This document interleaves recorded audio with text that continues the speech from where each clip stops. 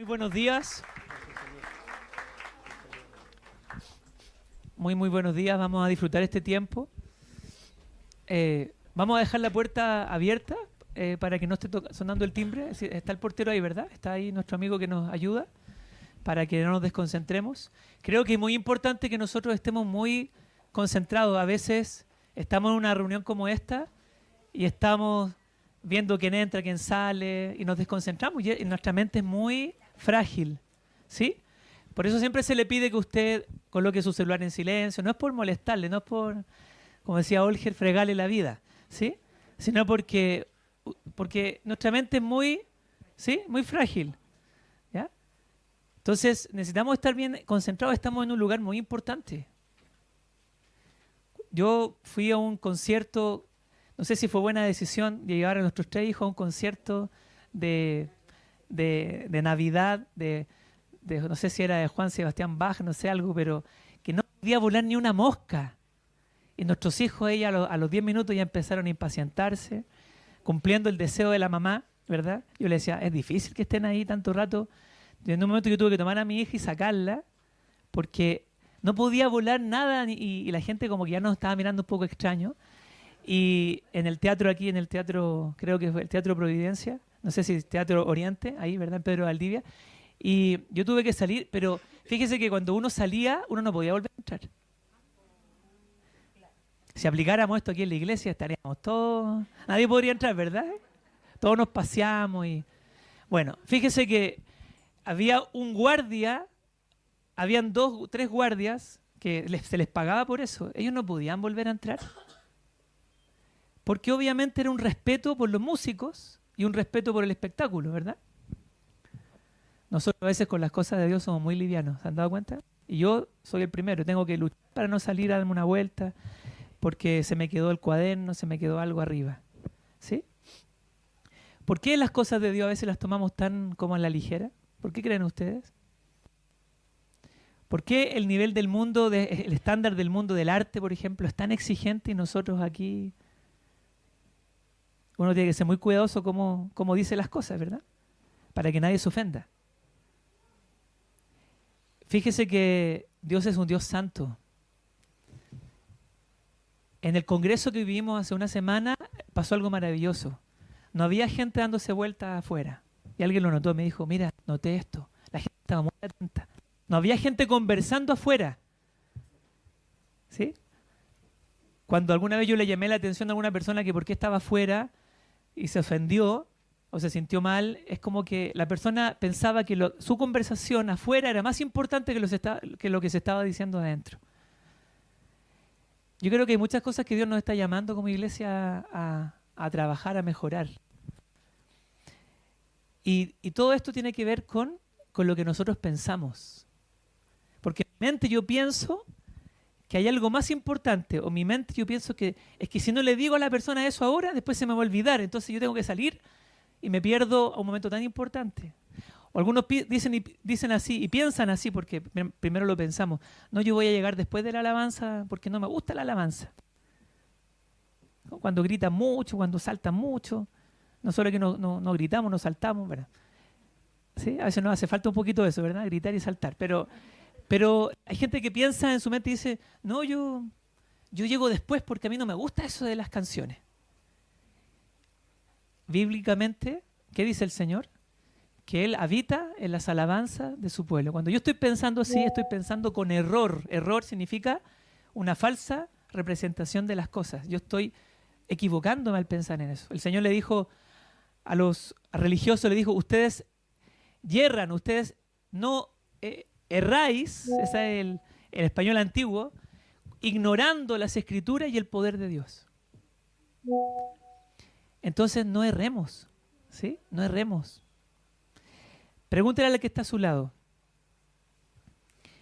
¿Piensas en lo que piensas? No mucho, dice. Algunos no. ¿Quiénes de ustedes son buenos para pensar? Y piensan y le dan vuelta a las cosas. Levante su mano. ¿Quiénes de ustedes son buenos para pensar? ¿Quiénes de ustedes han estado alguna vez en en su vida, sobre todo con hijos, y empiezan a pensar que algo le va a pasar a su hijo y le dan vuelta, y como que en un momento tienen que decir, ya no, ya tengo que parar este pensamiento. ¿Le ha pasado alguna vez?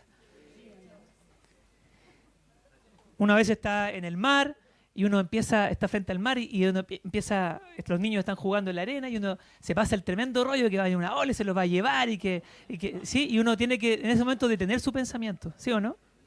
Y no solamente para los que tienen hijos, para todos. ¿Sabe que la Biblia habla mucho de los pensamientos? Dice que, por ejemplo, dice, sobre toda cosa guardada, guarda tu corazón, porque de él mana la vida o él determina el rumbo de tu vida. Dice el Proverbio 4:23. Y el Proverbio 23:7 dice, porque cuál es el pensamiento en su corazón, así es él o tal es él. O sea, ¿qué está diciendo la Biblia? Que los pensamientos tienen que ver con el corazón. Que el corazón no es solamente sentimientos, el corazón tiene que ver con pensamientos. Dice el necio en su corazón no hay Dios, o sea, está pensando que no hay Dios en su corazón, ¿ya? Y la Biblia habla mucho de los pensamientos. Dice que del corazón salen los malos pensamientos, los homicidios, ¿sí? Los adulterios, todo parte del corazón. No es algo que pasó de un día para otro, sino que probablemente algo que empezó a gestarse en la mente y que luego se concretó. Por eso yo debo llevar mis pensamientos a la presencia de Dios y bíblicamente llevar cautivo todo pensamiento a la obediencia a Cristo. Entonces, ¿qué es lo que vamos a aprender hoy? Cómo la Biblia valora mucho los pensamientos y cómo Dios nos ha regalado una mente espiritual, la mente de Cristo. Y cómo yo todos los días necesito renovar mi mente. Porque si yo no renuevo mi mente, puedo destruir mi matrimonio. Si yo no renuevo la mente, yo puedo destruir a mis hijos. Y si yo no renuevo la mente, yo puedo pensar que estoy siendo el mejor cristiano y que voy a recibir muchas coronas en el cielo cuando llega la presencia del Señor. Me voy a tener que esconder en un lugar porque, ¿sí? Como dice Pablo, fui salvo así como por fuego. Como que en el momento de la premiación ya soy salvo. Por la gracia de Dios soy salvo, eso no está en duda, no está en juego, pero cuando sea el momento de la coronación, pensando yo que iba a recibir coronas, voy a tener que esconderme en un lugar avergonzado. ¿Sí? Lo bueno es que ahí no va a haber lágrimas, no va a haber, ¿sí?, enfermedad, pero sí dice la palabra que da a entender que algunos van a pasar así como, ¿sí? Así como que pasé con 4, ¿sí? A nadie le gusta pasar con 4. ¿A usted le gustaba pasar con 4 en el colegio, en la universidad? Hay gente que dice, no, yo voy a dar el ramo de nuevo. Los más orgullosos, yo voy a dar el ramo de nuevo. Voy a hacer con 4. Prefiero pasar el ramo de nuevo. O más que los más orgullosos, los más consistentes, ¿sí? Los más consecuentes. Decían, no, yo no puedo, porque además es que el profesor me ayudó.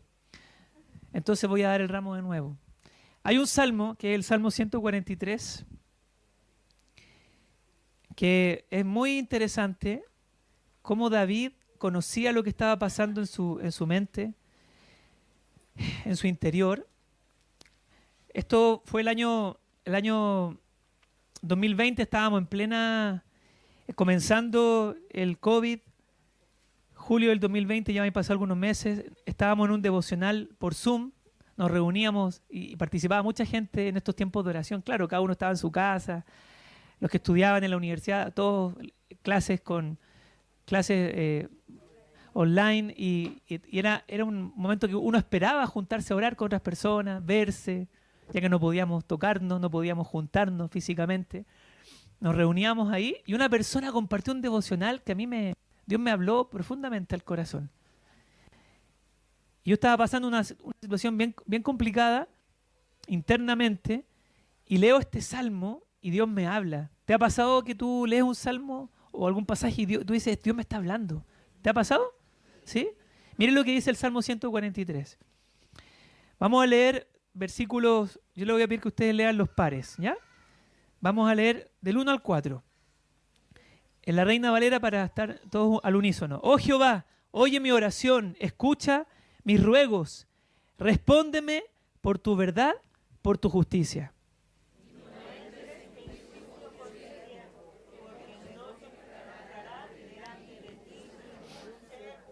Porque ha perseguido el enemigo mi alma, ha postrado en tierra mi vida, me ha hecho habitar en tinieblas como los ya muertos.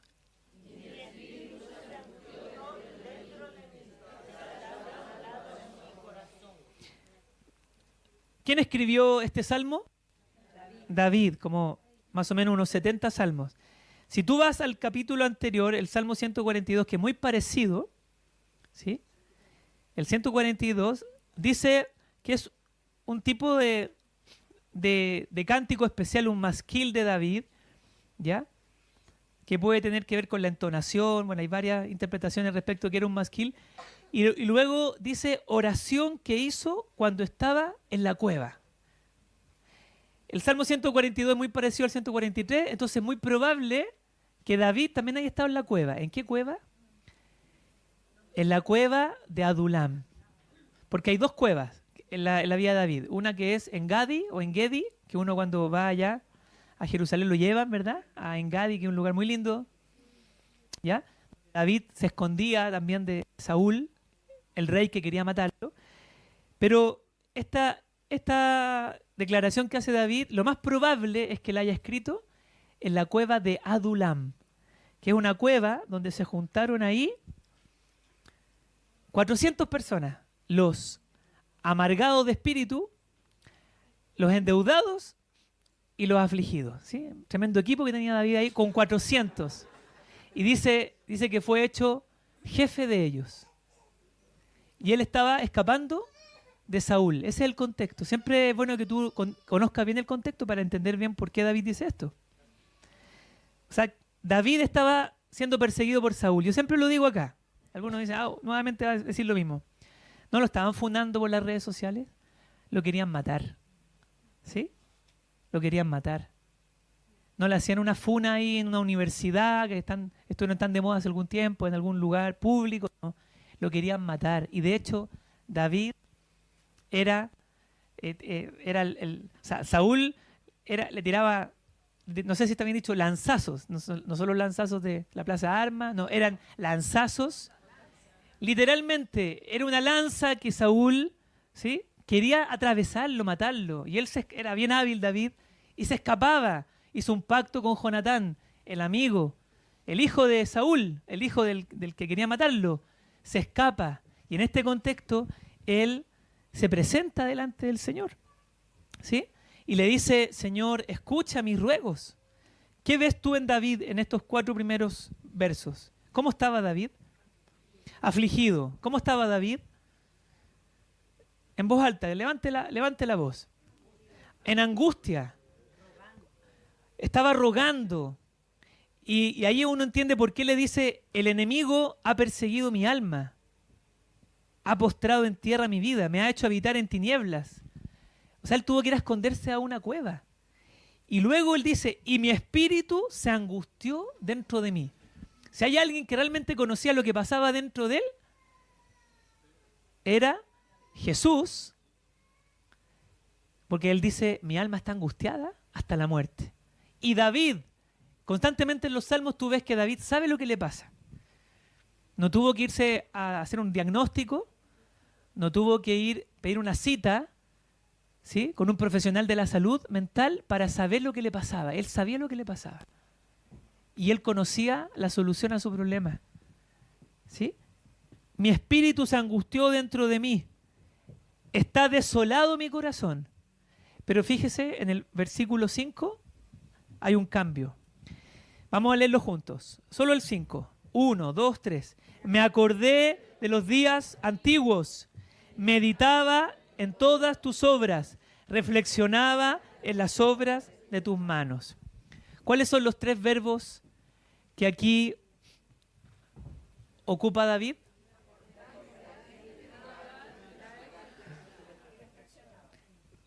Me acordé. O sea, él hizo un ejercicio con su mente. ¿La mente es importante para Dios? Claro que sí. Él tuvo que hacer un ejercicio, acordarse de cómo Dios le había dado las fuerzas para matar al león y al oso, claro que no era el león africano, ¿sí? Era un león que hay en el desierto de Judá o de Judea, pero era un león y él lo había matado con sus manos. Fuese oso, fuese león, tu siervo, le dice él a Saúl, tu siervo iba y mataba, ninguno se metía con las ovejas de mi padre. Y él le enfrenta con esa convicción a Goliat, ¿sí? Y venció al gigante. Entonces probablemente él se está acordando de muchas cosas que Dios había hecho con él. Me acordé de los días antiguos. Meditaba en todas tus obras. Yo necesito meditar. Vamos al pasaje que está en 1 Samuel 7. Hoy en día la meditación se ocupa mucho. Los jóvenes, yo le pregunto a un joven que estamos evangelizando, que estamos tratando de ganar para el Señor, me dice, ¿y qué estás haciendo? Me dice, no, estaba meditando. ¿Pero cómo meditas tú? No, tengo mis posturas, mis ejercicios. Se ocupa mucho la meditación y para muchos la meditación es tratar de llegar a ocupar dejar la mente en blanco. La Biblia habla mucho de una meditación muy distinta a esa, que es ocupar los pensamientos y es susurrar la palabra de Dios. ¿Sí? La palabra meditar, una de sus acepciones es que yo susurre la palabra de Dios. Por eso el salmista dice, sino que en la ley del Señor está su delicia y en su ley medita de día y de noche. El Señor le dijo a Josué, nunca se apartará de tu boca este libro de la ley, sino que de día y de noche meditarás. O sea, lo vas a repetir, lo vas a susurrar una y otra vez en el momento difícil, cuando estés contento, cuando andes por la calle, cuando estés trabajando, y se lo vas a decir a tus hijos también. El Señor se lo había dicho a Moisés para que se lo dijera al pueblo. Tienes que repetirle esta palabra a tus hijos, ¿sí? Susúrrala en tu interior y dilas, convérsalas con tu familia. Y David era un hombre experto en meditar. Segundo de Samuel, y me equivoqué, segundo de Samuel, capítulo 7. No se enoje conmigo. Segundo de Samuel 7.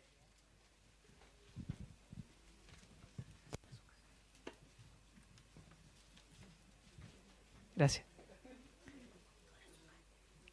Sin azúcar. Si no se me... ¿Cómo se dice? Dicen que no hay que tomar sucralosa, nada de esas cosas. Y menos azúcar, no. Azúcar más que lo otro, pero mejor no tome azúcar y tampoco endulzante. Acostúmbrese a poquito a dejar el azúcar y el endulzante. ¿Sí? Fíjese lo que dice el versículo 18.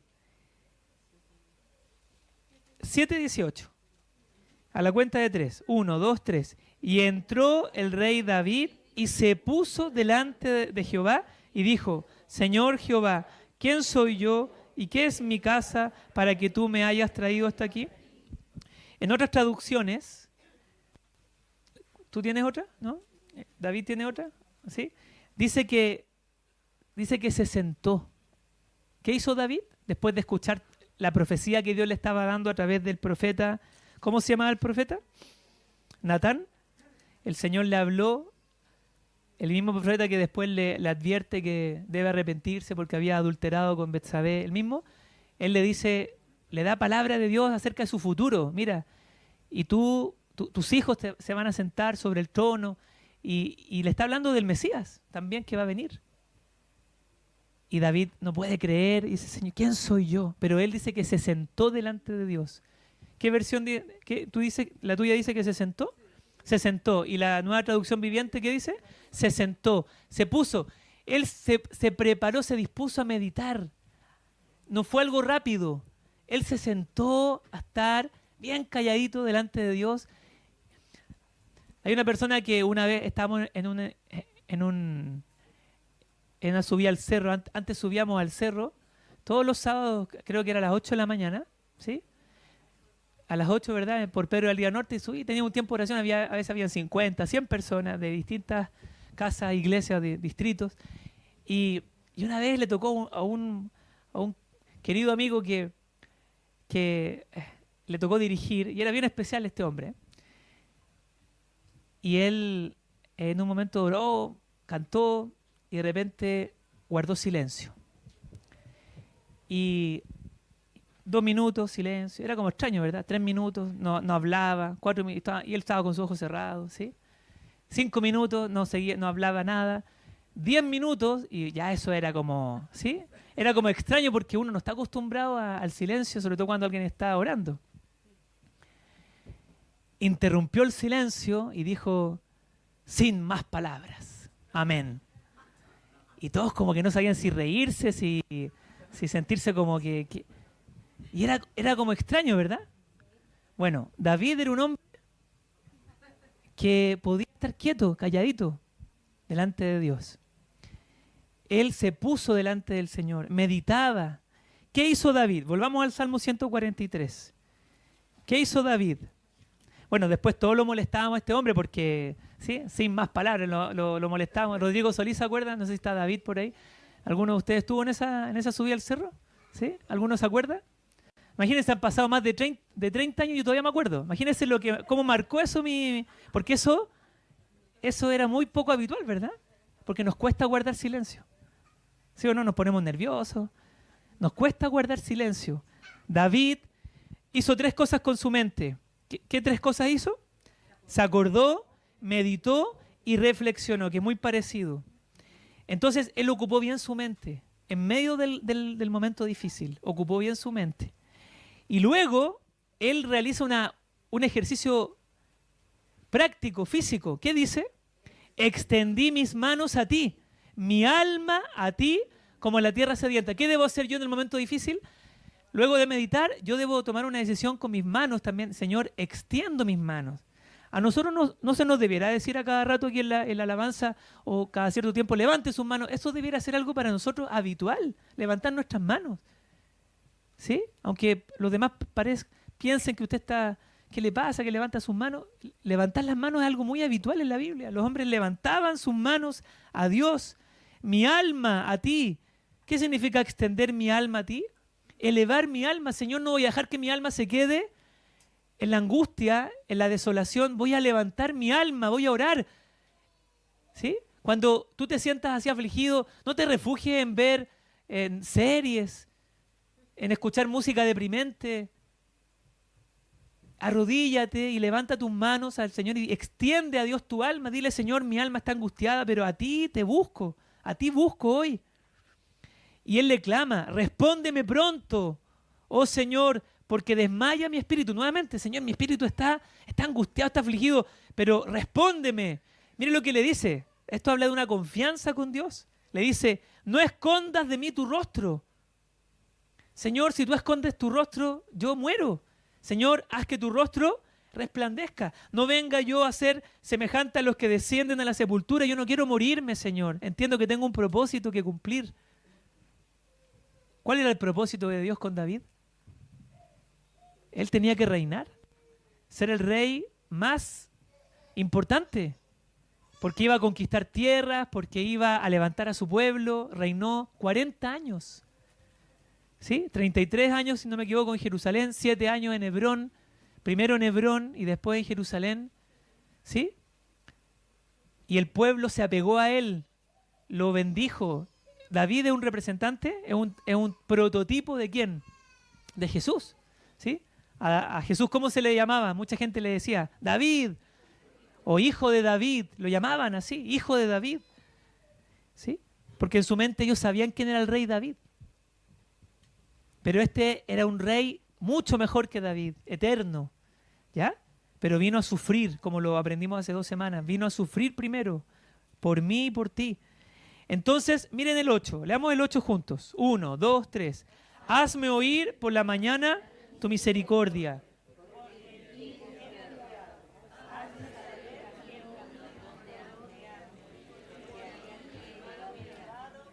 O sea, él le pide a Dios sabiduría, entendimiento, pero porque él ha elevado su alma. Porque él sabe lo que ha hecho. Él ha clamado a Dios. Él ha clamado al Señor y él sabe que va a tener una respuesta. Porque él ha elevado su alma. Y luego el 10, que es un versículo que se enseña mucho en el curso básico que nosotros hacemos, enséñame a hacer tu voluntad, porque tú eres mi Dios. Tu buen espíritu me guíe a tierra de rectitud. Mire qué interesante cómo David cultivó una mente espiritual, ocupó bien su mente, no llenó su mente de angustia. Estaba angustiado, pero no la llenó más de angustia. No se refugió en los comentarios que otros podían hacer. Él fue donde Dios, ¿sí? Él fue donde el Señor y tuvo que ordenar su mente. Tuvo que ponerle un atajo a su mente. ¿Tú haces eso? ¿Renuevas tu mente? Ese es el concepto de hoy. ¿Tú renuevas tu mente? Y en Romanos 8 hay un pasaje clave para entender todo esto. Romanos 8, imagínense cómo la mente es abordada por David con inspiración de Dios. Dios inspiró a David para que escribiera todos estos salmos. ¿Cuántas veces tú te has visto bendecido por un salmo? Una vez a alguien le preguntaron, ¿cuál es el libro en el que Dios más te ha hablado? Y dijo, pero por seguro los salmos, ¿sí? Toda la sabiduría que tiene y cómo la comunión con Dios que David tenía y los salmistas que no eran David también tenían. Fíjese cómo comienza Romanos 8. Nosotros hace 2 semanas explicamos que el libro de Romanos explica, la carta de Pablo a los romanos explica por qué Jesús murió en la cruz, ¿sí? Los evangelios relatan cómo sucedieron las cosas. Los 4 evangelios relatan la muerte y la resurrección del Señor, pero el libro o la carta de Romanos o a los romanos explica por qué Jesús tuvo que morir y de una forma muy detallada, ¿sí? Porque Pablo quería asegurarse bien de que los romanos, a quienes él no conocía, él no había estado todavía en Roma, no había estado evangelizando, él no había levantado esa iglesia, le había levantado discípulos del Señor, no sabemos si los que habían estado en Pentecostés, ¿sí? No sabemos exactamente quiénes, pero él quiere ir a Roma y él se preocupa muy bien de que los romanos tengan claro el evangelio, porque él no había estado con ellos directamente, ¿sí? Y entonces en Romanos 8:1 dice, ninguna condenación hay para los que están en Cristo Jesús. Y muchas Biblias agregan esta parte y otras no lo tienen, los que no andan conforme a la carne, sino conforme al Espíritu, que eso aparece así en el versículo 4, en todas las Biblias, en todas las versiones. Porque la ley del Espíritu, o sea, la fuerza, la ley, el principio del Espíritu, la operación puede reemplazar la palabra ley, la ley del Espíritu de vida en Cristo Jesús, en otras palabras, el Evangelio, lo que hizo Jesús en la cruz y su resurrección, la ley del Espíritu. Si quiere colocar al ladito de su Biblia, ahí en alguna parte que tenga un espacio, coloque ahí Evangelio. La ley del Espíritu de vida en Cristo Jesús me ha librado de la ley, del pecado y de la muerte. ¿Por qué? Mire qué interesante esto. Porque solamente podemos tener la vida del Espíritu y podemos tener al Espíritu Santo viviendo en nosotros por lo que Jesús hizo en la cruz. Jesús dijo, a ustedes les conviene que yo me vaya, a ustedes les beneficia, porque yo me voy a ir, pero voy a ir a morir, voy a resucitar y voy a ascender al Padre y les voy a enviar el Espíritu Santo. El Padre les va a enviar el Espíritu Santo después de toda esta obra, ¿sí? Entonces, fíjense en algo muy potente que ocurre acá. Muy potente. La ley del Espíritu de vida en Cristo Jesús me ha librado de la ley del pecado. ¿Qué significa la ley del pecado? La ley que provoca el pecado, la ley que explica el pecado, ¿sí? La ley que nadie puede cumplir y que no me puede librar del pecado, ¿sí? Porque el propósito era que todos cumplieran con la ley y nadie cumplió con la ley, solo uno que murió en nuestro lugar. La ley del Espíritu de vida en Cristo Jesús me ha librado de la ley del pecado y de la muerte, me ha librado del poder que tiene el pecado y la muerte sobre mí. Porque lo que era imposible para la ley, por cuanto era débil por la carne, Dios enviando a su Hijo en semejanza de carne de pecado. ¿Quién es esa persona? Jesús en semejanza de carne de pecado, sin pecado, y a causa del pecado, como ofrenda por el pecado, condenó al pecado en la carne, en su carne. Él tuvo que morir. Para que la justicia de la ley se cumpliese en nosotros, que no andamos conforme a la carne, sino conforme al Espíritu. ¿Ya? Ahí está lo que dice el versículo 1. Y aquí quiero llegar, versículo 5. No mire todavía la pantalla para que no se adelante, no se confunda. Porque los que son de la carne piensan en las cosas de la carne, pero los que son del Espíritu, en las cosas del Espíritu. Fíjese, si puede volver atrás, por favor. Fíjese lo que está diciendo Pablo acá. Si ustedes siguen adelante, van a llegar al versículo 9. Mas ustedes no viven según la carne, sino según el Espíritu, si es que el Espíritu de Dios mora en ustedes. Y si alguno no tiene el Espíritu de Cristo, no es de él. Pon mucha atención con esto. Ahora sí mira la pantalla. Lo que está diciendo Pablo es que el Espíritu habita en ti, en mí. El Espíritu de Dios habita en ti. En otras palabras, yo soy de Cristo, porque la garantía de que yo soy de Cristo es que el Espíritu Santo habita en mí. ¿Sí? Esa es la garantía, que un día Él va a venir por mí, que mi cuerpo ya está sellado. Yo tengo el sello del Espíritu, las arras, que es un concepto muy interesante que aparece como 3 o 4 veces en la Biblia, las arras. ¿Alguien de acá sabe lo que son las arras? Que es una palabra no muy conocida, ¿sí? Que eso se ocupaba en el tiempo de los romanos, el derecho romano. Las arras es un pago que yo hago por adelantado, o es una garantía, ¿sí? Yo le digo, oh, José, le compro su auto. ¿Me vende su auto, José? Me dice, no tengo, pero si tuviera un auto, ¿sí? Venda el auto a la hermana, dice. Usted sabe que la venta de cosa ajena, la venta de cosa ajena es válida. Yo puedo vender algo que no es mío, pero yo no puedo,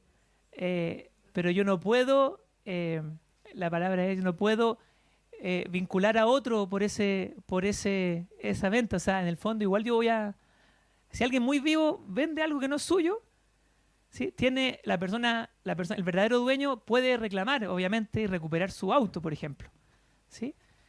Pero es válida, ¿sí? Imagínense, eso dice nuestra legislación, ¿ya? Espero que ninguno tenga la intención de vender algo que no es suyo, ¿sí? Lo digo para que usted vea cómo las cosas en las leyes se pueden manejar así. El artículo del Código Civil dice que la venta de cosas ajenas es válida, pero es inoponible a terceros. O sea, ¿quién es el tercero? El dueño, porque yo no soy dueño, le vendo a José, él es el comprador, yo soy el vendedor, pero el dueño es un tercero, ¿verdad? En este contrato. ¿Me voy a entender? ¿Me voy a entender? Bueno, imagínese que usted tiene un auto, ¿ya? Para que no confundamos la cosa. Yo le compro a usted el auto, le digo, yo le ofrezco 5 millones, pero le doy 2 millones de pesos por adelantado. Esa es una garantía de que yo le voy a pagar. ¿Sí o no? Es un adelanto, una garantía. Las arras es que el Espíritu Santo vive en nosotros, es un adelanto de que un día vamos a ser redimidos completamente, nuestro cuerpo va a ser transformado. ¿Sí? Por eso habla de las arras, el sello. Soy de Cristo porque tengo el Espíritu Santo. Soy hijo de Dios y soy incluso guiado por el Espíritu Santo. ¿Pero por qué? Primero, porque el Espíritu habita en mí. ¿Y quién prometió eso? Jesús dijo, el Espíritu va a vivir en ustedes. Está con ustedes, pero va a vivir en ustedes. Y miren las consecuencias. Digan conmigo. Primera consecuencia, no estoy en la carne, sino en el Espíritu, porque el Espíritu Santo habita en mí. Ya no estoy en la carne. Mi espíritu vive a causa de la justicia, reemplace a causa de lo que hizo Jesús en la cruz. Mi espíritu vive. Mi cuerpo, claro, se enferma, mi cuerpo está muerto, mi cuerpo todavía sufre, está muerto, pero será vivificado, lo que dice Romanos 8:11. Y ahora sí vamos a la siguiente, por favor. Entonces no queremos volver a la muerte. ¿Cómo vamos a querer volver a la muerte si ya hemos sido redimidos? ¿Cómo ¿Cómo vamos a querer volver a la muerte si hemos pasado de muerte a vida? Dígale al que está al lado. Has pasado de muerte.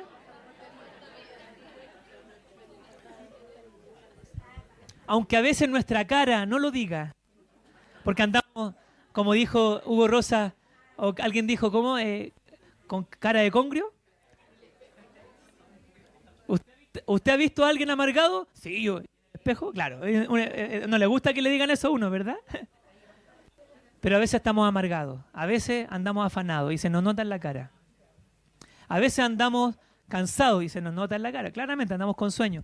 Pero ¿cómo queremos volver a la muerte si hemos pasado de muerte a vida?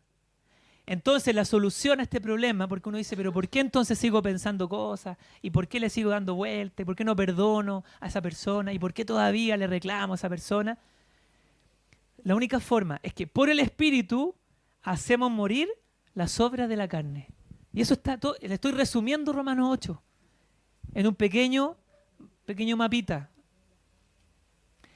¿Y las obras de la carne dónde se manifiestan principalmente? En la mente. ¿Dónde comienza todo? ¿Dónde comienza la envidia? En la mente. ¿Dónde comienza la lujuria? En la mente. Entonces, en este momento, tú y yo tenemos que identificar ciertos pensamientos. Yo noté algunos acá.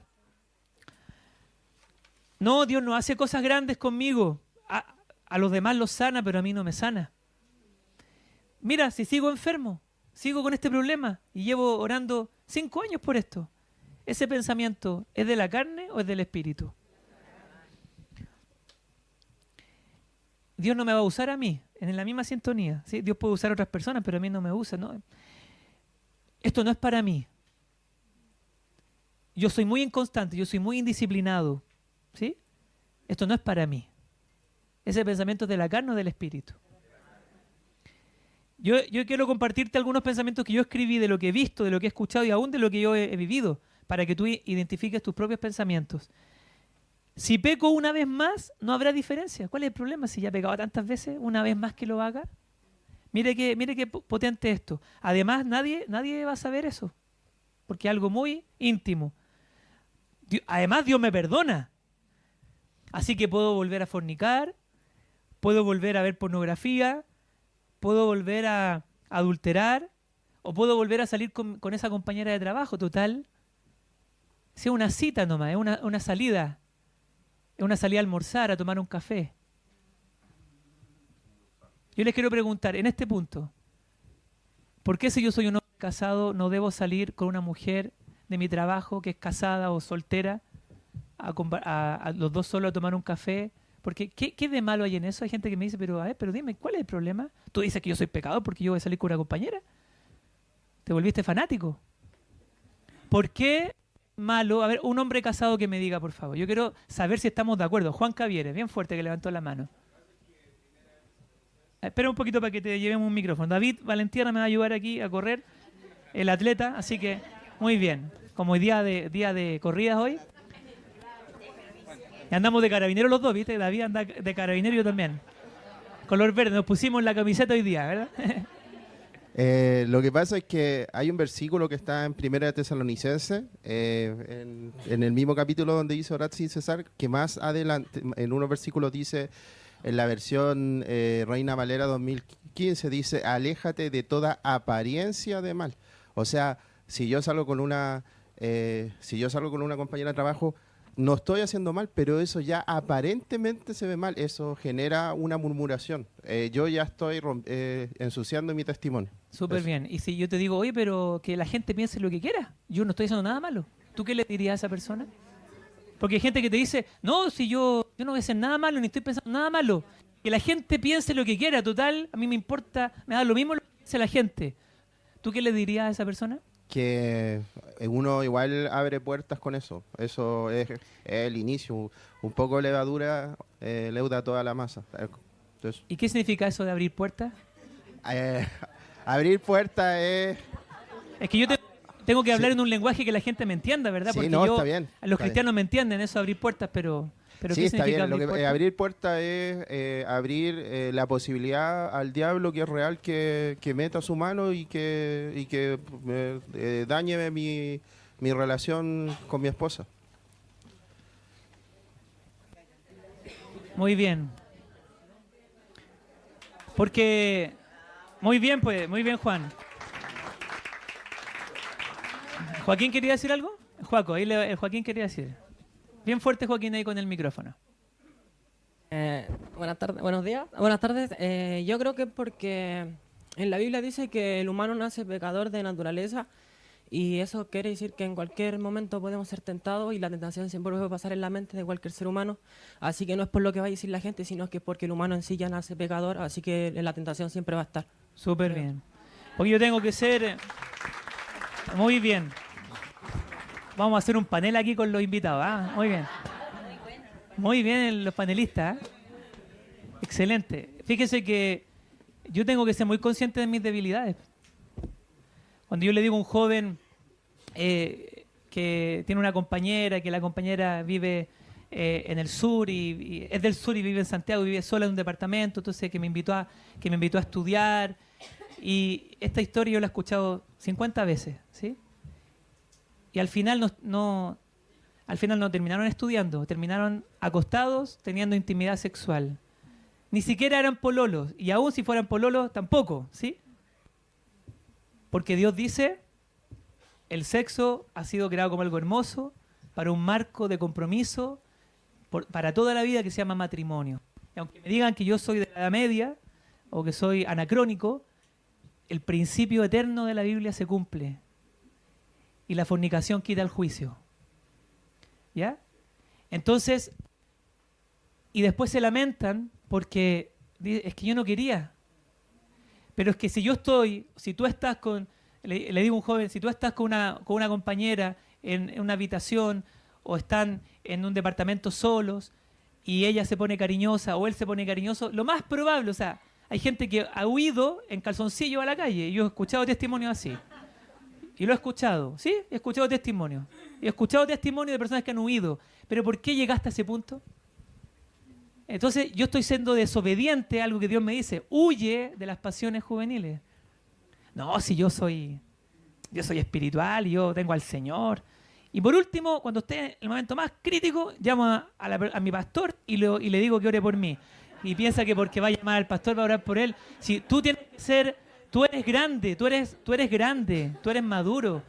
No te metas en la pata de los caballos. ¿Sí? Si tu compañera te dice, oye, pero anda a mi departamento. Con intención o sin intención, ¿sabes que mejor estudiemos en un lugar, en una biblioteca, en un lugar, ¿sí? Online, ahí los más extremos. Los más extremos. Lo que pasa es que en mi mente yo estoy pensando, no es que en mi mente yo pienso, pero ¿cuál es el problema? ¿Sí? El ejemplo, volvemos al ejemplo de la compañía de trabajo. Si es solo una salida a comer, además que aquí se da mucho en el trabajo, que uno puede salir con una compañera, puede salir con otra, ellos mismos salen, pero uno no sabe qué va a pasar después. Y uno por respeto a su esposa, por respeto a la familia de esa mujer, ¿sí? Y por temor de Dios, porque soy lo que dijo Joaquín y lo que dijo Juan, porque yo soy consciente de mis debilidades y porque también tengo que ser y parecer, ¿sí? Porque hay gente que no sabe si yo entro al departamento de una persona, ¿sí? El conserje sabe que vive ahí una mujer sola, ¿sí? Y yo tengo que ser un testimonio en todo momento. Si yo subo a ese departamento, ¿qué va a pensar el conserje? Ah, o el pololo, ¿sí? O es el amante, o es... ¿sí? Entonces, otro pensamiento. Yo ya cumplí con Dios. Vengo una vez a la iglesia, ofrendo, doy mis diezmos y cuando puedo colaboro en lo que se me pide. El Señor nos habló en el Congreso del conformismo y de la religiosidad y de la incredulidad. 3 cosas, ¿sí? Fue muy claro. Y fue muy hermoso cómo en los tiempos de oración previo al comenzar se estaba hablando de eso y después cuando Hamilton estaba orando también él ora por la incredulidad, ¿sí? Sin ponerse de acuerdo con la persona que estaba orando. Pero el Señor nos hablaba de eso, de del conformismo. A veces yo le doy al Señor lo que sobra en mi tiempo, incluso en mis finanzas. Pero bíblicamente, ¿qué hizo esa mujer a quien Jesús exaltó? Entregó todo. O sea, no entregó sus sobras. ¿Ya? Ella dio mucho más que esos hombres que quizás daban más, pero daban de lo que les sobraba. Entonces es bueno que nosotros evaluemos con qué pensamientos estamos lidiando en nuestra mente. Y que si son para nosotros un problema o no son un problema. Dios nos habló también en el Congreso que iban a venir nuevos tiempos. Y nos habló de conocerle. Porque decía, una de las profecías decía, yo experimentaba que, porque la Biblia dice que uno debe examinar las profecías, ¿sí? Y yo no tenía duda que esa palabra venía del Señor. Y muchos de ustedes experimentaron lo mismo, ¿sí? Uno debe examinar. Y algo muy lindo que pasó, una de las personas que salió a profetizar dijo, yo no voy a profetizar, Señor, dame una señal, que venga tal persona a decirme que salga adelante.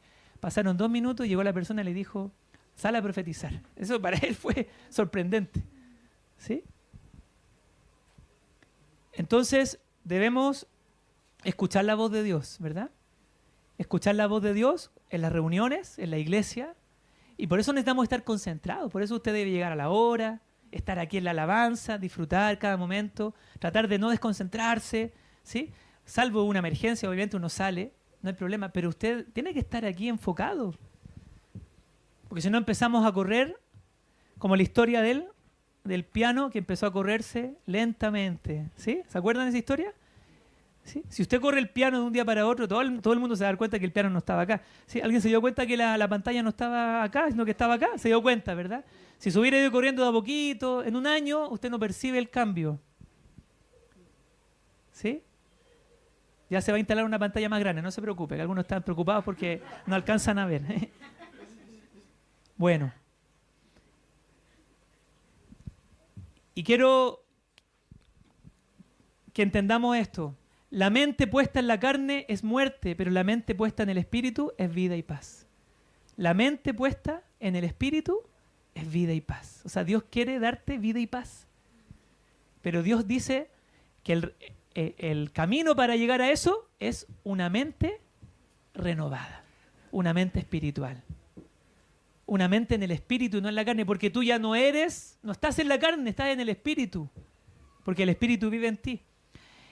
Y yo coloqué este comentario. Este pasaje enfatiza la importancia de vivir según el Espíritu Santo, que trae vida y paz, en contraste con la vida carnal que conduce a la muerte. O sea, aquí siempre se va a contrastar la carne y el espíritu. ¿Ya?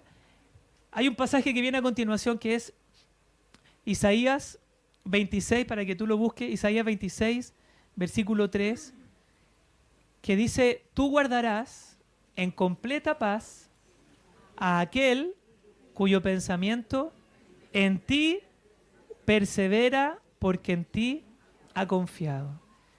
Y con esto vamos a terminar. Fíjese que vamos a leer este pasaje y otro que está en Romanos, pero medita en este pasaje. ¿Qué está diciendo aquí el profeta? Le está hablando a Dios, ¿verdad? Tú, Señor, guardarás en completa paz a la persona cuyo pensamiento, cuya mente en ti persevera. ¿Y por qué persevera? Porque en ti ha confiado. Y le vamos a agregar el Salmo 9:10, que dice que los que confían en Dios son los que conocen su nombre. ¿Ya? ¿Cuál es la consecuencia final? ¿Cuál es la promesa? Que está aquí en Isaías 26:3. ¿Cuál es la promesa de Dios para nuestras vidas? No, la promesa de Dios, ¿cuál es? Completa paz. Que Dios va a guardar mi mente en completa paz. ¿Tú quieres paz? ¿Tú quieres paz y vida? Como dice Romanos 8. Aquí dice que Dios va a guardar en completa paz mi mente, pero hay una condición. ¿Cuál es la condición? Que mi pensamiento persevere en Él. Pero hay una condición para que mi pensamiento persevere en Él, porque ¿Cómo una persona puede hacer que sus pensamientos perseveren siempre en Dios? Porque en Dios ha confiado. Y entonces lo unimos con el Salmo 9:10. ¿Y qué dice el Salmo 9:10? En ti confiarán, repita conmigo, en ti confiarán los que conocen tu nombre. ¿Sí? Salmo 9:10. Salmo 9, verso 10. Entonces te voy a invitar a que te pongas de pie y vamos a hacer el orden. ¿Cuál es la secuencia? ¿Ya? Vamos a ir moviéndonos hacia el lado. ¿Ya? Póngase de pie, por favor. Primero, ¿qué es lo que necesito primero? Conocer su nombre. Repita conmigo, conocer su nombre. Segundo, si yo conozco su nombre, confío en él. Tercero, tiene que moverse como yo, un poquito, hacia el lado. Tercero, mis pensamientos perseveran en él. ¿Y cuál es la consecuencia? Completa paz. Tú guardarás en completa paz. Entonces lo vamos a hacer de nuevo. ¿Cuál es el primero? Conocer su nombre. Otra vez. Conocer su nombre. Conocer su nombre. Pasar tiempo con Dios, ¿verdad? Conocerlo. Conocer su nombre. Segundo, confiar. Tercero, mi pensamiento persevera en él. O sea, eso es consecuencia de lo anterior. Y cuarto, él me va a guardar en completa paz. La paz que yo les doy no es como la que el mundo les da. ¿Ya? Muy bien. Romanos 12:2, para que oremos con los músicos. Romanos 12:2. ¿Quién lo puede leer? Dos versiones. Max, ¿puedes leer tú? Romanos 12:2.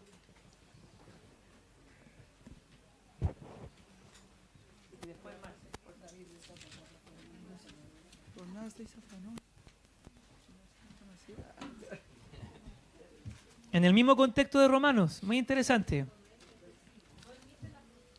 Aquí lo va a leer Max, bien fuerte Max. 12:2. Con el micrófono cerca, por favor.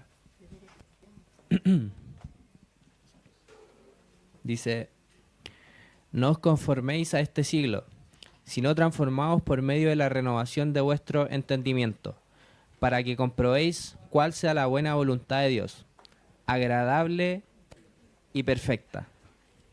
No imiten las conductas ni las costumbres de este mundo. Más bien dejen que Dios los transforme en personas nuevas al cambiarles la manera de pensar. Entonces aprenderán a conocer la voluntad de Dios para ustedes, la cual es buena, agradable y perfecta.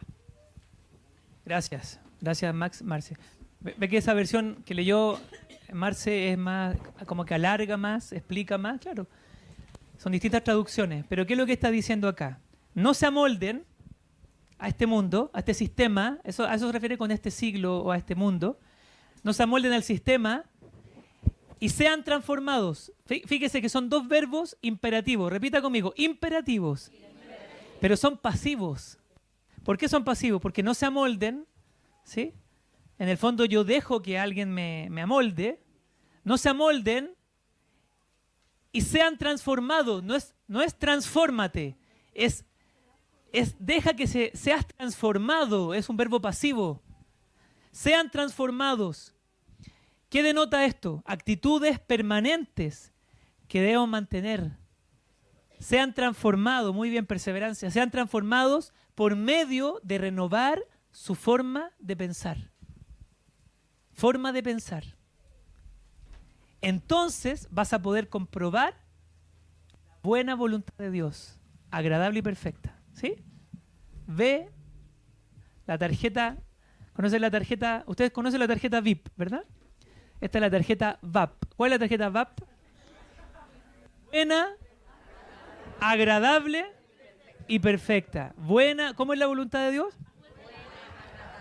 Pero solo una mente renovada puede discernir, puede apreciar y puede decidirse a obedecer la voluntad de Dios. Solo.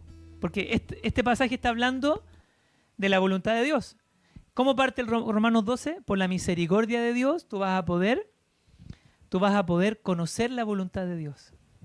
Pero necesitas tener una mente de Dios. ¿Sí? Misericordia de Dios, mente de Dios, voluntad de Dios. ¿Tú quieres hacer la voluntad de Dios?